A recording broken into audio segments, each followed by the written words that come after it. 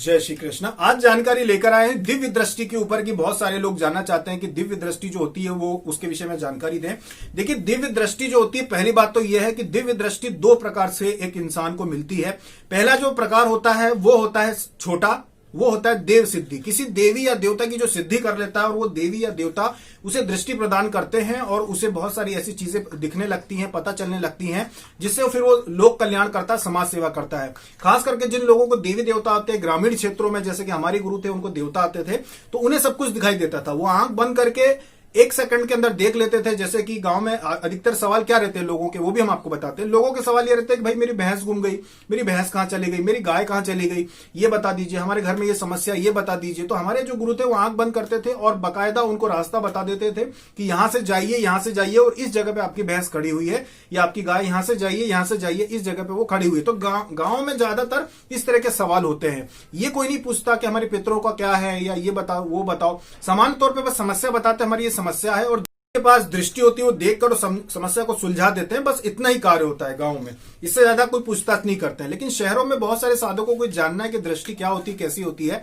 तो पहली दृष्टि तो वो होती है जो देवी देवता आपको प्रदान करते हैं बगैर आपके मांगे। जैसे एक साधक थे जो कि माता दुर्गा सप्तशती का पाठ करते थे।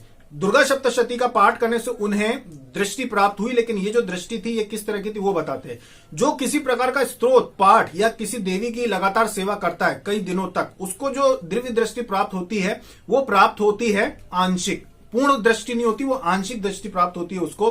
क्योंकि ये जो दृष्टि प्राप्त होती है ये उनके सूक्ष्म शरीर को प्राप्त होती है। जो कहते हैं ना जीवात्मा, ये उसके पास दृष्टि होती है, ये उनके सूक्ष्म शरीर को ये दृष्टि प्राप्त होती है, अवचेतन मन को ये दृष्टि प्राप्त होती है जो आपको चीजें दिखाता है। जैसे आपने महालक्ष्मी योगिनी साधना की, अप्सरा साधना की, या किसी दूसरे देवी देवता की साधना की, तो आपको जो दृष्टि प्राप्त होती है, या फिर आप किसी देवता की सेवा करते हैं, शिव जी की सेवा करते हैं, स्तोत्र पढ़ते हैं, हनुमान जी की सेवा करते हैं, स्तोत्र करते हैं, तो जो दृष्टि प्राप्त होती है आपको, जिसका आपको पता नहीं होता, वो सूक्ष्म दृष्टि होती है और वो आंशिक दृष्टि होती है। वो जो दृष्टि होती है उससे आपको क्या दिखाई देता है? उससे आपको यह दिखाई देता है कि कुछ महीनों के बाद आप कहीं जाने वाले हैं, लेकिन नींद में सोते समय आपको वो चीज दिखाई दे गई, और जब आप वहां पे गए तो आपको लगा कि अरे मैं तो यहां पहले कभी आ चुका हूं, हो सकता है कि मैं पूर्व जन्म में आया हूंगा। ऐसा नहीं है, वो आपको आपकी दृष्टि दिखाती है कि भाई यहां पे आप कभी आ चुके हो, जानी पहचानी से चीज। कुछ लोग आपको स्वप्न में दिखाई देते हैं और कुछ महीनों के बाद वो जब लोगों से आप मिलते हो तो आपको लगता है कि अरे मैं ऐसा लग रहा है जैसे इनसे मैं पहले मिल चुका हूं। वास्तव में वो आपकी आंशिक दृष्टि होती है जो महत्वपूर्ण लोगों को आपको दिखाती है। जैसे कि बहुत सारे लोग सपने में देखते हैं कि उनका कोई अपना किसी बच्चे को खिला रहा है, हाथ में लड़के को खिला रहा है। फिर वो बोलते हैं कि भाई मैं, जब लड़का हो जाता है और जब वो जाके खिलाते हैं तो उनको एकदम से वहीं उसी समय एक झटका सा लगता है कि यार मैंने तो ये चीज पहले देखी थी कि मैं इस लड़के को ऐसा खिला रहा हूं और इनके घर में लड़का हुआ, ये चीज तो मैंने देखी थी, फिर मैंने बोली क्यों नहीं, या मुझे पता था तो मैंने बताया क्यों नहीं। तो ऐसा होता है। बहुत बार आपकी जो दिव्य दृष्टि होती है वो आपको संकेत देती है, आपको पता चल जाता है कि क्या होने वाला, लेकिन आप भूल जाते हैं, आपको याद ही नहीं रहता कि ये चीज आप देख चुके हैं। जब वो चीज सामने आती तब आपको पता चलता है। तो ये सभी के साथ नहीं होता, ये आंशिक दिव्य दृष्टि होती है जो आपकी भक्ति से आपको प्राप्त होती है। और ये बहुत सारे साधकों के साथ होता है जिनको ये पता चल जाता है, क्योंकि एक परिवार में, रिश्तेदार में कुछ महीनों के बाद किसके यहाँ लड़की होने वाली है, लड़का होने वाला है। साथ में ये और कैसे काम करती है, ये जागते हुए भी आपको अनुभव कराती है। जैसे आपने सोचा, अपनी बहन के बारे में सोचा आपने कि मेरी बहन उस शहर में रहती है, और आपने जैसे आप उनके बारे में सोचेंगे तो जब आपने अपनी बहन के बारे में सोचा तो आपकी बहन आपके बारे में क्या विचार रखती है, क्या वहां पे क्या आपके बारे में क्या बातचीत होती होगी, वो आपको अंदर से महसूस होता है कि यार वहां पे जरूर मेरे बारे में ऐसा बोलते होंगे कि मैं ऐसा हूं, जरूर ऐसा कुछ होता होगा। मतलब वो चीज आपके मन में आती है जो कि आप प्लानिंग नहीं करते, पर आपके मन में अंदर से आती है। ये भी आपकी जो आंशिक दृष्टि होती है ये आपको अनुभव कराती है कि कौन आपके खिलाफ है, कौन आपके पक्ष में है। आपके लिए जो अच्छा बोलते हैं या अच्छा सोचते हैं, ये बातें आपको समझ में आने लगती है। आपकी इंद्रियां इतनी तीव्र हो जाती हैं कि चीजें आप समझ जाते हैं कि कौन आपकी निंदा करता है, कौन और आपको अच्छा समझता है। ये चीजें आपको पहचान में आने लगती है। और जब ऐसा व्यक्ति जो आपकी निंदा करता है वो आपके सामने आता है तो आप एक सेकंड में उसके हाव भाव देख के समझ जाते हैं कि ये आपका विरोधी है, ये आपकी निंदा करता है। और जब कोई व्यक्ति आपके सामने आता है जो आपके पक्ष में होता है, तब भी आपको पता चल जाता है कि आपके पक्ष में है। साथ में अगर कोई आपकी लगातार निंदा कर रहा हो पीठ पीछे, तो भी आपको अनुभव होने लगते हैं कि कोई आपके विषय में गलत बात कर रहा है। और जैसे वो व्यक्ति आपके सामने आता है तो आपको पता चल जाता है कि हाँ, मेरे मन में जो बेचैनी थी कि कोई मेरी बुराई कर रहा है वो यही है, और ये क्या मेरे बारे में बुरा सोच रहा है, ये भी आपको पता चल जाता है। ये आपकी आंशिक दृष्टि आपको दिखाती है। साथ में जब आप सोते हैं तो अचानक से आपको किसी देवी देवता का बड़ा सुंदर रूप या बहुत बड़ा रूप दिखाई देता है कि आप डर जाते हैं, घबरा जाते हैं। आसमान में आप देखते हैं तो बहुत विकराल रूप दिखाई देता है आपको, जैसे कि आपको शिव जी दिखाई दिए, बहुत विकराल शिवलिंग दिखाई दिया, आपको अलग अलग चीजें दिखाई देती हैं, देवी का बहुत बड़ा रूप दिखाई दिया। तो देखिए सूक्ष्म शरीर की जो दुनिया होती है वो ऐसी ही होती है। देखिए जो सूक्ष्म शरीर की दुनिया होती है, जब आप सूक्ष्म शरीर में जाके या फिर आपकी दृष्टि जो होती है, आंशिक दृष्टि आपको जब कुछ दिखाती है तो वो चीजें काफी बड़ी होती हैं। जैसे आपने कई पिक्चरें देखी होंगी जिसमें आपको बहुत बड़े बड़ी चीजें दिखाई जाती हैं और इंसान छोटा सा रहता है, बड़े बड़े पेड़ पौधे, बड़े बड़े जानवर, बड़ी बड़ी वहां की चीजें, और इंसान वहां पर छोटा सा बन के चलता है। बस सूक्ष्म शरीर में जब आप जाते हैं तो इसी तरह से बहुत सारी चीजें आपको दिखाई देती हैं कि शिवलिंग भी इतना बड़ा दिखाई देगा आपको कि आपके शहर अगर रख दे तो आपका पूरा शहर उसके ऊपर ढक जाए, ऐसी चीजें दिखाई देती है। समंदर की लहरें भी दिखाई देंगी आपको, तो वो लहरें इतनी बड़ी दिखाई देंगी कि आप घबरा जाएंगे। ये होता है जब आपको आपकी दिव्य दृष्टि जो रहती है आंशिक रहती है और वो आपको ऐसी चीजें दिखाती हैं। तो वो जो चीज होती है वो आंशिक दृष्टि कहलाती है, जो बहुत सारे साधकों को प्राप्त हो जाती है।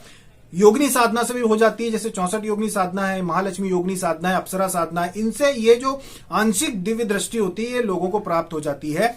और अब बात करते हैं कि पूर्ण दृष्टि क्या होती है। देखिए पूर्ण दृष्टि जो होती है वो देव कृपा से प्राप्त होती है, या फिर जो देवी हैं जैसे योगिनी देवी है या अप्सरा देवी, जिनको पूर्ण रूप से सिद्ध हो जाती हैं, वो फिर पूर्ण दृष्टि प्रदान करती है। और जो जिनको पूर्ण दृष्टि प्राप्त हो जाती है फिर उन सब ये जो चीजें हमने आपको बताई कि ये सब चीजें आपको दिखती हैं, ये आपको जागृत अवस्था में दिखने लगती है।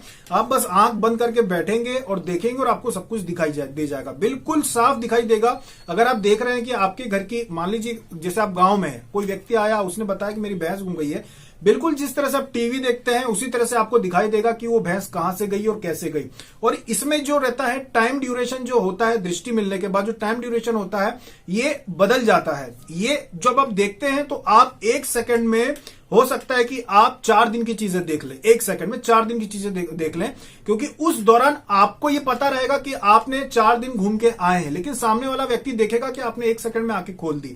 तो आपको व्यक्तिगत तौर पे भी यही अनुभव होगा। ऐसा नहीं है कि आपको सिर्फ जानकारी होगी कि भाई ज्यादा समय जब हम अंदर जाते हैं सूक्ष्म शरीर में, दिव्य दृष्टि से जब हम देखते हैं तो वहां पे हमको बस पता है कि ज्यादा समय को हम कम समय में देख पाएंगे, नहीं, वास्तव में आप अनुभव कर पाएंगे कि आप ज्यादा समय रहकर आए हैं। जैसे मान लीजिए कि 5 मिनट आप बैठे, 5 मिनट बैठ के आपने देखना चाहा कि मैं एक विशेष स्थान को देखना चाहता हूं और आप 5 मिनट के लिए बैठ जाएंगे, तो वास्तविक रूप में जब आप उस स्थान पे जाएंगे दिव्य दृष्टि के रूप में, तो हो सकता है कि वहां पे आप 5 दिन रहकर आए और यहां 5 मिनट, और वास्तव में वो अनुभव होगा कि आपने 5 दिन वहां देखकर आपको लगेगा कि आपको वास्तव में अनुभव होगा कि 5 दिन आप वहां पर रहकर आए हैं, 5 दिन आपने सब कुछ देखा है। वहां समय बहुत धीमा चलता हुआ आपको लगेगा। जब आप ध्यान में रहते हैं, जब आप देख रहे होते हैं, तो आपको वो चीजें बहुत ही विस्तार से दिखाई देती हैं। और यहाँ पे हमारे इस भौतिक जगत में जो घड़ी चल रही होती है, देखेंगे तो वो बहुत कम समय बताएगी कि 5 मिनट बस। आपने कई बार देखा होगा स्वप्न में, बहुत सारे लोगों ने, कि आपको लगता होगा कि मेरे को एक सपना आया, मैंने पूरी रात देखा, एक ही चीज मैंने पूरी रात देखी, या फिर 3 घंटे का सपना था वो, मैंने देखा कि 3 घंटे का सपना था, हम लोग बैठे थे, वो बार बार यही चीज हो रही थी, वो 3 घंटे तक मैंने देखा। वास्तव में 3 घंटे का सपना नहीं होता, मुश्किल से 2-3 मिनट का ही सपना होगा, लेकिन वो क्योंकि टाइम ड्यूरेशन चेंज हो जाता है, जब आप सूक्ष्म शरीर में जाते हैं और ड्यूरेशन चेंज हो जाता है, इसलिए आपको ऐसे अनुभव होता है कि मैंने रात भर एक सपना देखा। रात भर नहीं देखा आपने, 2-3 मिनट पहले, 2-3 मिनट ही देखा आपने, पर आपको लगता है कि आपने देखा। ज्यादातर सुबह ऐसा होता है कि आप जब सुबह के सपने होते हैं उनमें ऐसे सपने आते हैं, क्योंकि सुबह के सपने जो होते हैं ज्यादातर वो आपके अंतरात्मा, आपका सूक्ष्म शरीर, अवचेतन मन आपको दिखाता है, तो आपको लगता है कि आपने काफी लंबा समय देखा, पर ऐसा होता नहीं है। वो सपना बहुत छोटे समय का होता है, लेकिन उस स्थिति में ये होती है। तो जब पूर्ण दृष्टि प्राप्त होती है, तो इस तरह से ग्रामीण क्षेत्रों में जिन लोगों को पूर्ण दृष्टि प्राप्त होती है, जो देवी देवता के भक्त होते हैं, जिनको सवारी आती है, उन सभी को पूर्ण दृष्टि प्राप्त होती है। तो जरूरी नहीं उनके शरीर में सवारी आए, वो ऐसे भी देख सकते हैं। तो उन लोगों के साथ ये होता है कि प्रत्यक्ष रूप से सारी चीजें वो देख सकते हैं, किसी के भी बारे में कुछ भी देख सकते हैं। लेकिन एक बहुत बड़ा नियम होता है कि सभी के अपने गुरु होते हैं, सभी के अपने नियम होते हैं। ऐसा जरूरी नहीं कि हर प्रकार के जो व्यक्ति या हर प्रत्येक व्यक्ति जिसके पास दृष्टि हो, वो इसे सबको बताए या फिर सबके बारे में सब कुछ देखे। इतना समय किसी के पास नहीं होता और ना ही कोई इतना समय देता है। मान लीजिए एक व्यक्ति, उसके पास दृष्टि, और अगर उसको 100 लोग बोलेंगे कि हमारे बारे में देखिए या हमारे बारे में कुछ बताइए, ये बिल्कुल भी जरूरी नहीं है कि वो 100 लोगों के बारे में देखे या 100 लोगों के बारे में बताए। जैसे कि एक व्यक्ति थे, उनके पास दृष्टि थी, तो उनके पास हम गए। शुरुआत में जब हमने अध्यात्म के मार्ग पे बस कदम रखे ही थे, उस समय हम गए।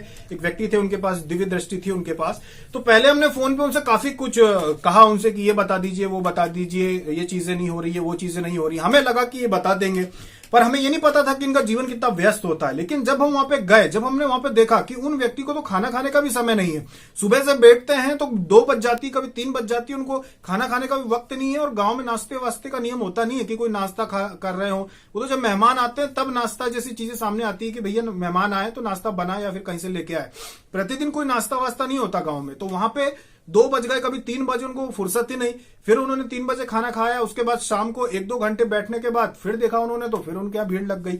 तो तब पता चला कि जिनके पास दृष्टि होती है, भगवान जब ऐसी कृपा करता है तो उनके पास इतना समय नहीं होता कि वो किसी के भी बारे में यूं ही बता दें। तो ऐसा होता है कि जिनके पास पूर्ण दृष्टि होती है, उनके अपने भी कुछ नियम होते हैं जो उनके गुरु के द्वारा उनको करने के लिए कहे जाते हैं। कुछ संकल्प होते हैं जो वो लेते हैं कि मैं इसका दुरुपयोग नहीं करूंगा, या इस तरह से बच्चों से खेल खेल में मैं उपयोग नहीं करूंगा कि किसी ने भी उठा के पूछा ये बताओ वो बताओ वो बताओ, ऐसा नहीं होता है। एक गुरु और शिष्य की एक परंपरा होती है जिसका वो पालन करते हैं कि जब कोई मुसीबत में उनके आसपास का कोई व्यक्ति आता है तो ही वो देखते हैं। अगर फोन लगा के बोलेंगे कि कुछ बता दो तो वो नहीं बताते। तो ऐसा होता है, जिन लोगों के पास पूर्ण दृष्टि होती है वो उसका बच्चों जैसा खिलवाड़ नहीं करते कि हर दूसरे आदमी के विषय में वो देखें या बताएं। इतना समय नहीं होता, और वो अपना तपोबल भी कम नहीं करना चाहते इन चीजों में, क्योंकि इन चीजों में वो समय देंगे तो उनका खुद का जो जीवन का एक समय लगता है, खुद के ध्यान में वो बैठ सकते हैं। पर किसी और व्यक्ति के लिए अगर वो ध्यान लगा के बैठेंगे, इतना समय उनके पास नहीं होता। हाँ, जिनके पास होता हो अच्छी बात है। तो ये पूर्ण दृष्टि होती है। पूर्ण दृष्टि में क्या क्या देख सकते हैं? पूर्ण दृष्टि में एक बात ध्यान रखना, ये एक बहुत ही बड़ा रहस्य है पूर्ण दृष्टि के विषय में, कि शुरू में जिनको पूर्ण दृष्टि मिल जाती है, पहले तो वो उनका जो व्यवहार होता है वो पागलों जैसा हो जाता है।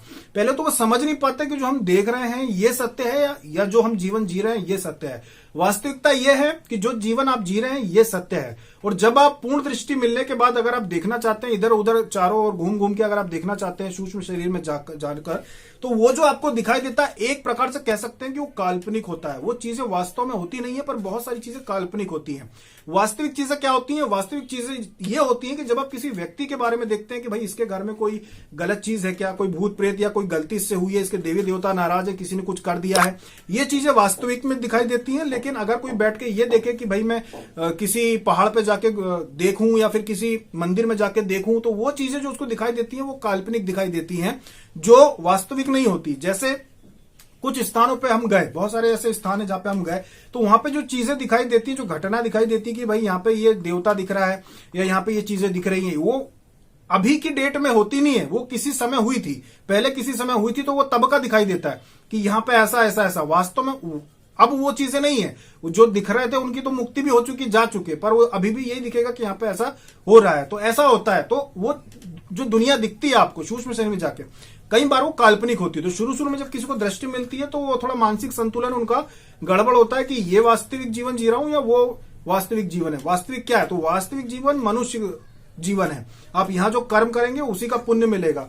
उस सूक्ष्म शरीर में जाके आप कहीं भी जाके आप घूम के आए या किसी भी देवी देवता को आप कुछ भी वरदान मांग ले और वरदान मिल जाए, तो वो लगता नहीं आपको, उसका कोई औचित्य नहीं होता। वो कल्पना, काल्पनिक यानी कल्पना के अधीन रहता है कि आप दर्शन करें जिससे आपका विश्वास बढ़ जाए। किसी भी देवी देवता को आप देख लेते हैं उससे आपका विश्वास बढ़ जाए, तो वहां से बस ज्ञान मिलता है, वहां से पुण्य नहीं मिलते। वहां से ना पुण्य मिलेगा ना तपोबल मिलेगा, कुछ नहीं मिलता जब पूर्ण दृष्टि मिलती है। इसीलिए पूर्ण दृष्टि के विषय में ज्यादा बात नहीं करते। जिन लोगों के पास है वो भी इस विषय में ज्यादा बात नहीं करते। ग्रामीण क्षेत्रों में भी बहुत ज्यादातर देखा जाए तो ग्रामीण क्षेत्रों में होती है। हर गांव में या 2-3 गांव में एक व्यक्ति ऐसा होता है जिसके पास पूर्ण दृष्टि होती है, किसी न किसी देवी देवता की कृपा की वजह से।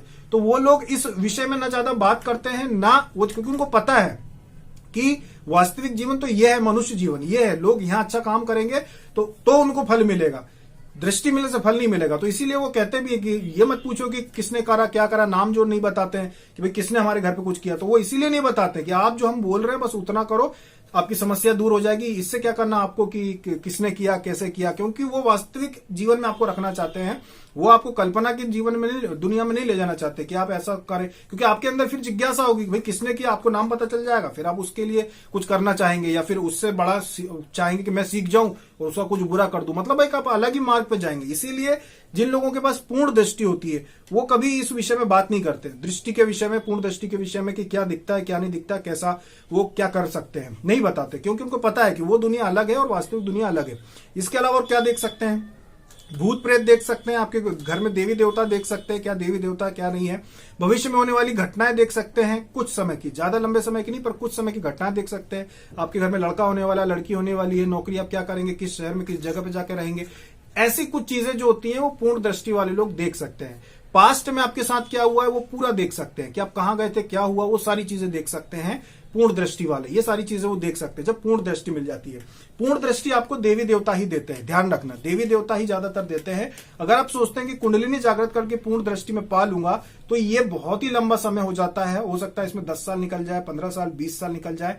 सिर्फ ध्यान और कुंडली जागरण की प्रक्रिया से आपको पूर्ण दृष्टि नहीं मिल सकती, क्योंकि जब कुंडली जागृत होती है, एक एक चक्र जब आपका जागृत होना शुरू होता है तो आपको बहुत सारे अनुभव होते हैं। किसी का शरीर हिलेगा, किसी का ऐसा शरीर हिलता है, किसी का आगे पीछे हिलता है। तो आपके जो चक्र होते हैं वो शुद्ध नहीं होते, अशुद्ध होते हैं, न जाने कितने जन्मों से वो आप ढो रहे हैं। और अब जब आपने मनुष्य जीवन पाया, जब आप कर्म कर रहे हैं, जैसे कुछ दिन तक आपने साधना की, हवन की, पूजा पाठ की, भक्ति की, तो आपका शरीर हिलना शुरू हो जाता है मंदिर में बैठे बैठे। तो आपके चक्र होते हैं, जो चक्र आपका अशुद्ध रहता है, शुद्ध नहीं है, वहां पे आपकी रुक जाती है, ऊर्जा आपकी रुक जाती है, तो फिर आपका शरीर हिलने लगता है। वो संकेत है कि आपके चक्र शुद्धि हो रही है, अभी हुए नहीं है, हो रही है। तो अब ये चीज होती है जब एक एक चक्र आपका जगेगा, सहस्त्रार तक पहुंचते पहुंचते हो सकता है आपको 2-4 साल, 10 साल निकल जाए, बहुत आम बात है। जब तक देव कृपा नहीं होगी, जब तक दृष्टि आपको एकदम से नहीं मिलती। सिर्फ ध्यान करने से या फिर कुंडली जागरण करने से दृष्टि आपको एकदम से नहीं मिलती, उसमें कई सालों लग जाते हैं। तब मिलती है जब देव कृपा हो।